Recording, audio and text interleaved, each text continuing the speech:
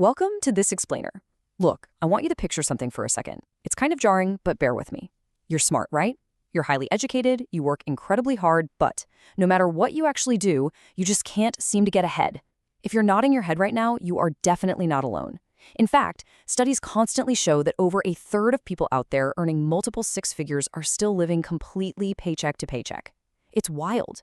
You might be wondering, why do so many incredibly intelligent people stay broke, while seemingly ordinary folks are quietly building these massive fortunes? Well, today, we are unpacking the hidden psychology of wealth. Okay, let's dive into this. Imagine two totally different people. Over here, we've got person A, earning a pretty modest $40,000 a year. And over there, person B, pulling in a staggering $400,000 a year. Fast forward exactly 10 years. Person A, our $40,000 earner, is completely 100% financially free. Person B, the high flyer, they are literally drowning in a sea of debt. How on earth does that happen? Well, it's simple. The high earner fell right into the trap of lifestyle creep. They bought the massive house with the crushing mortgage, leased the luxury cars, grabbed those pricey country club memberships. Every single time their income went up, their spending spiked right along with it just to keep up appearances. Meanwhile, our modest earner? They just lived below their means, quietly and consistently saving and investing the difference. Sounds completely impossible, doesn't it? Like there's no way the math actually works out. But here is the really profound truth. This exact scenario plays out every single day. Because as it turns out, building wealth actually has very little to do with how much money you make. See, society feeds us this illusion that money is just math. We're taught this super basic formula, right? Earn more, spend less, invest the difference. And honestly, it sounds perfectly logical. But think about it, if it were purely about mathematical calculations, every single accountant, mathematician, and highly educated professional would be walking around as a multimillionaire. But they aren't. And that is because money isn't just numbers. Money is behavior. We aren't spreadsheets. We're emotional creatures. We carry all these biases, childhood conditioning, and completely irrational impulses. Behavioral economics actually shows us that our financial outcomes are overwhelmingly dictated by how we act, not by what we calculate. All right, let's get into part one. Money is emotional. The absolute truth is, people rarely, if ever, make financial decisions using pure logic. We make them with our emotions. I mean, think about it. Nobody drops six figures on a luxury car because they carefully calculated its long-term depreciation value. No, they buy it for the feeling, the status, the validation, the recognition. And there are really three primary emotional wealth destroyers that derail even the smartest minds out there. First up is fear. Fear completely paralyzes us. It's the exact emotion that makes people panic and sell off all their investments the very second the market hits rock bottom, locking in their losses. Then you've got greed. Greed whispers in our ear telling us to chase those reckless get-rich-quick schemes or to buy into some incredibly overpriced asset just because our neighbor did. And finally, ego. Ego might just be the most destructive of the whole bunch. Ego is what makes us spend money we literally do not have to buy things we absolutely do not need, just to impress people we don't even genuinely like. The poorest folks let these emotions steer the ship, while the richest, they learn to master them. Moving on to part two, the trap of looking rich. And this brilliantly illustrates exactly what we're talking about. Have you ever noticed people who always look incredibly wealthy, but never actually seem to become wealthy? There is a massive, gaping divide between perception and reality here. On one hand, you have the illusion of looking rich. This is the flashy lifestyle, you know? The expensive cars, the designer clothes, those five-star luxury vacations constantly splashing across your feed. But if you peek behind that perfectly curated curtain, it is very often crushing credit card debt, living paycheck to paycheck, and just immense, suffocating financial stress. Every single dollar is already spoken for before it even hits their bank account. But on the other hand, you have the quiet reality of being rich. This is where you find the robust savings, the compounding investments, the genuine financial freedom. It isn't flashy at all, but man, it's peaceful. It's secure. It means actually sleeping soundly at night. And here is the big secret that the financial elite really don't want to talk about. Real wealth is invisible. True wealth is simply the money that hasn't been spent yet. Nobody can physically see your savings account. Nobody can see those diversified index funds you're holding. Nobody can see the quiet confidence of financial freedom. Think about the classic millionaire next door. They're often driving a 10-year-old sedan, wearing totally regular clothes, living in modest neighborhoods. People will literally spend years of their lives and drain all of their energy just trying to look rich, while the truly wealthy are quietly spending those exact same years actually becoming rich. Which brings us to part 3, comparison kills your wealth. So, why do so many of us fall into this trap of looking rich?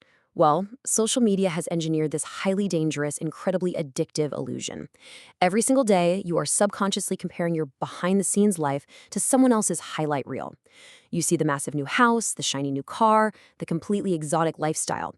But here's the catch. You see the lifestyle, but you don't see the loans.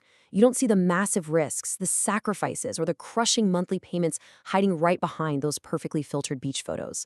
This endless, exhausting cycle of comparison creates a deep, lingering dissatisfaction in us. And what do dissatisfied people do? They spend money. They try to buy a false sense of happiness through physical possessions. But true happiness and genuine wealth, they are never, ever found in things. Let's shift gears to the solution. Part 4, the secret power of compounding. So, how do we break out of this vicious cycle? We have to totally shift our mindset. See, most people completely fail at building wealth because they are just hungry for fast results, fast money, fast success. But I want you to think about a seemingly insignificant amount right now. Let's say $10. It looks entirely meaningless in the grand scheme of things, right? But wealth building is exactly like a tiny snowball rolling down a really massive hill. Investing just $10 consistently, day after day, week after week, it might not seem impressive today. But compounding interest is basically a quiet miracle. Over years and decades, that tiny snowball gathers more and more snow, gaining serious momentum until it becomes an unstoppable avalanche. Over 30 or 40 years, that trivial daily amount turns into a massive portfolio. Those results are profoundly life-changing, for sure, but they require extreme patience. So, the crucial point here is that time is infinitely more powerful than talent, intelligence, and even income. You do not need a genius-level IQ or a massive six-figure salary to become wealthy. What you actually need is time. Time is the ultimate financial multiplier. A custodian who starts saving just a little bit in their 20s will easily outpace a brilliant surgeon who doesn't start investing until they are 50. It's just math. The sooner you start letting your money work for you, the easier the entire journey becomes. Time does all the heavy lifting. Next up, part 5, risk is not what you think. Now, to really let your money work, we have to completely rethink how we view risk. We are totally conditioned by society to believe that investing is this massive, terrifying gamble. We're told to play it safe, right? Keep your money tucked under the mattress or sitting in a basic checking account where it can't be lost. I need you to unlearn that right now. Actually, scratch that, throw that idea entirely out the window. The real risk is the act of doing absolutely nothing. Why? Because inflation is a silent thief. It is constantly, predictably destroying your purchasing power every single year. It might sound crazy, but over the last 20 years, inflation has essentially cut the purchasing power of cash in half. Money sitting idle is money that is slowly bleeding its value. The wealthy know that avoiding all risk is just impossible. The real tragedy isn't losing some money in a temporary market dip. It's spending your entire life never giving your money a fighting chance to actually grow. Let's look at part 6. Freedom is the real goal. When you finally give your money that chance to grow, what are you actually aiming for at the end of the day? Society screams at us that the whole point of money is just to buy more stuff, mansions, fancy watches, yachts. But money's greatest, most profound value isn't what it buys. It's what it allows you to refuse.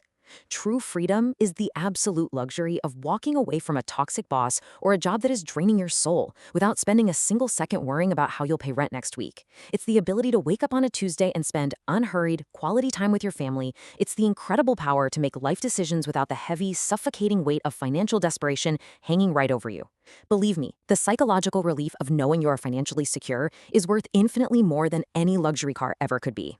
That right there is the ultimate luxury.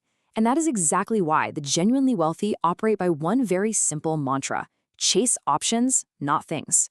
They leverage their wealth to buy back their time and gain total control over their future. Options mean you can finally start that business you've always dreamed of. Options mean you can take a 6-month sabbatical to travel the world, or just retire a whole decade early. They don't buy physical clutter. They buy the absolute freedom to choose what they do, when they do it, and exactly who they do it with. And finally, the final lesson. Now, what's really interesting about this checklist is that getting rich really isn't about being the smartest person in the room. You don't have to invent the next big tech startup. It is entirely about mastering specific, daily behaviors. First, you absolutely must control your emotions. Don't let panic or greed dictate your investments. Second, Aggressively avoid the trap of comparison. Your journey is your own, so honestly, log off social media if you have to. Third, think long-term and practice relentless patience. Let that snowball roll down the hill. And perhaps most importantly of all, build your empire quietly. Focus on actual financial independence while everyone else out there is painfully distracted trying to keep up appearances. I want to leave you with this final, defining thought.